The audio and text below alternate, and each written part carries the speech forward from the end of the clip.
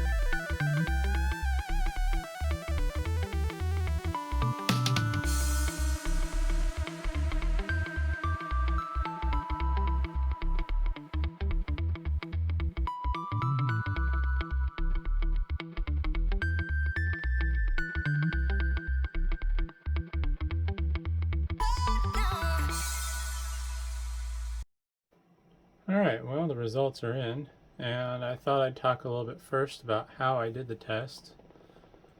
So, what you're seeing on the screen now is actually me editing the video as I make it, which is funny.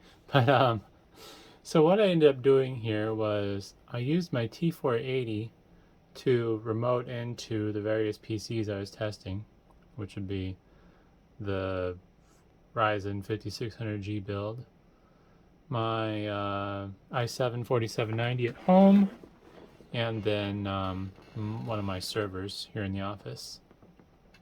So I remoted into those, and then I put the video files I was going to edit into Davinci Resolve, use the default YouTube 1080p 30 settings with H.264 encoding, and basically just let them run, as you've seen before this clip. Yeah, so that was kind of my test. It's not a very scientific test because between the various machines they have different background tasks going on, so it's definitely not a scientific test, but I think it's as close as I'm going to get to a real world test. And what I ended up getting for results was my i7-4790 came in at the slowest. It took 24 minutes and 37 seconds to encode the 33-minute video. Server came in second place at 22 minutes and 8 seconds, so 2.5 minutes faster basically. And with that, I think the core speed probably does matter.